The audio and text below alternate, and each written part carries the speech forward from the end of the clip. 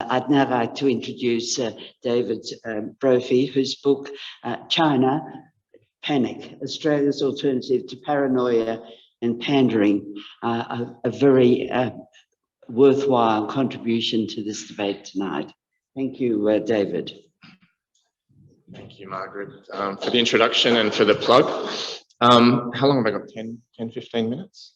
15. Thank you to Annette and IPAN for the invitation to be here this evening, and to Janara for your acknowledgements of country. Greetings, everyone. It's a real pleasure to be here this evening. I'm going to focus my remarks on recent developments. If I had to give this talk a title, it might be, "Are the adults in charge now?" And I'm going to end up expressing some skepticism towards that. So let's start with something positive. It was certainly a relief to see the end of the scaremongering coalition government, to see their war talk fall flat on the eve of the election.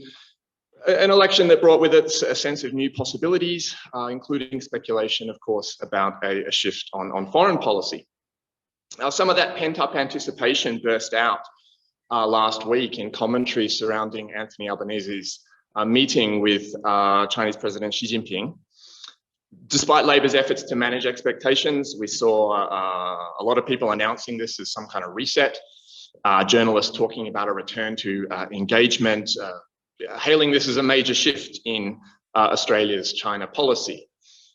Now, I think that demonstrates, the significant desire that exists for a genuine change, but I don't see that commentary as a reflection of reality.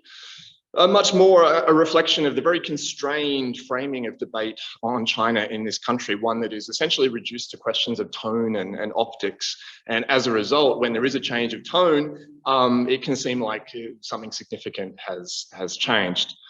Now, of course, that framing itself owes a lot to the ALP, the way that they assiduously limited their critique of coalition policy to that question of tone, accusing the Liberals of domestic point scoring, but very little else.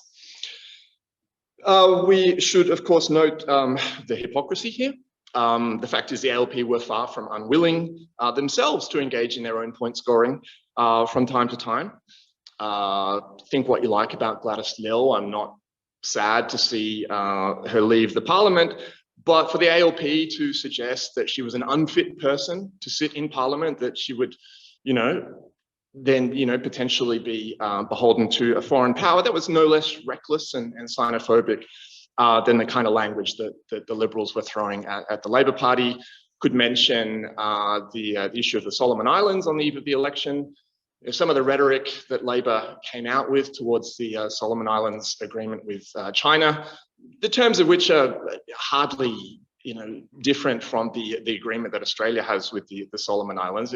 ALP figures likening this to Japan's advance into the region during World War II. Highly alarmist. Highly alarmist. So the point to draw from that, of course, is that Labor can and will whip up China panic when it suits them. At the end of the day, though, there's nothing particularly surprising about that. I don't think, I hope I'm not preaching to the converted here. The pre-war climate that the Liberals cultivated in Australia was not simply a function of their rhetoric, not simply a function of their tone, but their policies, policies that Labor was party to and supportive of, all of which were premised fundamentally on the notion of China as a uniquely dangerous country, a hostile country to Australia, seeking to reduce Australia to some kind of vassalage. We could go through the suite of policies that eventuated restrictions on Chinese economic activity, draconian new foreign interference laws, expulsion of Chinese journalists, bans on Chinese scholars from entering the country. And that's just the domestic side of things. Of course, you have AUKUS, the further militarization of the Northern Territory, and so on. A lot of the issues that are going to be taken up at this conference. Labor's proposition seems to be that it would have been possible to do all that without the blustery rhetoric, without fostering xenophobia and racism. And I'm afraid I, for one, just don't buy that. That xenophobia is built into the policy architecture that we now live with here in Australia. It's going to take a lot more than a handshake and a photo to change that. Now, I suggested in an article I wrote for a newspaper last week that Labor's talk of stabilizing relations with China might not be entirely meaningless. Given a choice, Canberra would not pick a fight with China. For its part, of course, China has always insisted that there are no serious conflicts of interest with Australia. So how did we actually get here? So my view, and sometimes this is the stuff of debate, is that Australia was not pushed into this standoff with China by the US, but rather entered into it deliberately at a time when confidence in America's ability to sustain its dominance in Asia was waning. That is to say, the early Trump period.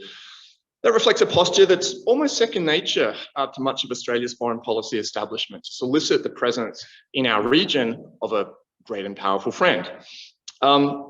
Richard Marles, now Defence Minister, he spelled that out quite clearly when he was in opposition in a speech he gave. He said that Australia must, quote, demonstrate to them, the US, that we can help share the burden of strategic thought in the Indo-Pacific so as to, quote, retain the American presence we need here in the East Asian time zone.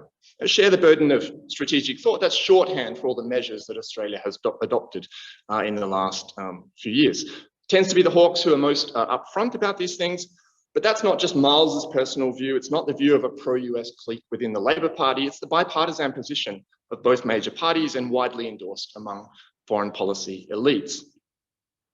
Now, I'm not suggesting now that there is confidence in America's ability to put China back in its box, but we can observe a couple of things.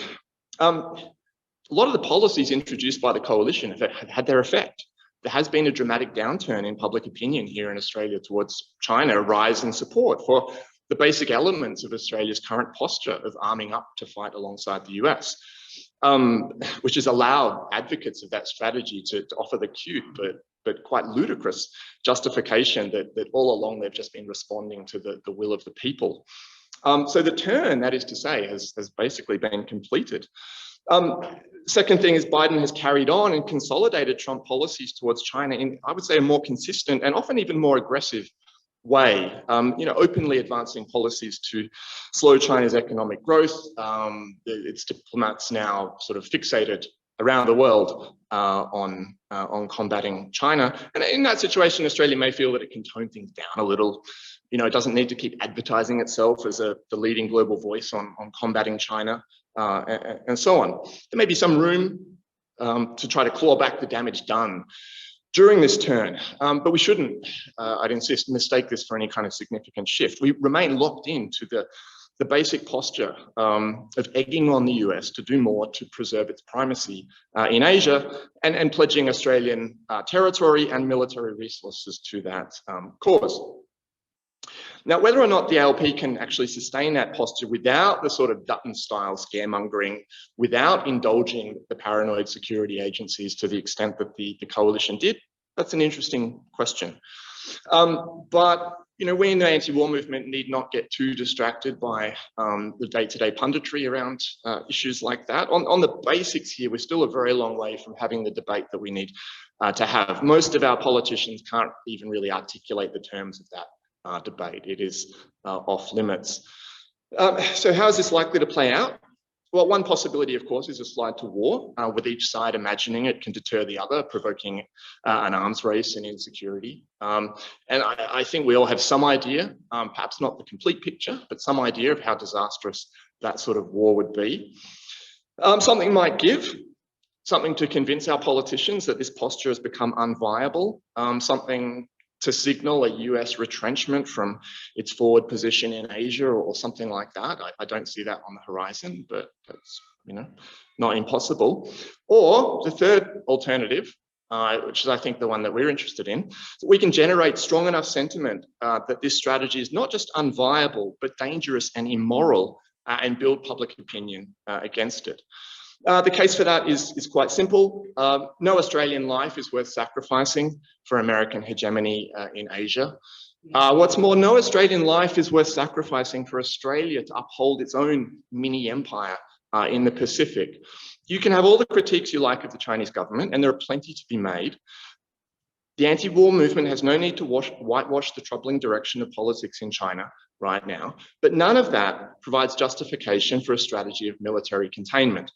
No one's human rights have ever been advanced by nuclear-capable B-52s and nuclear-powered submarines, and they never will be. It's not a small challenge to advance this message in the current climate, but it's a challenge that we have to take up. Thank you.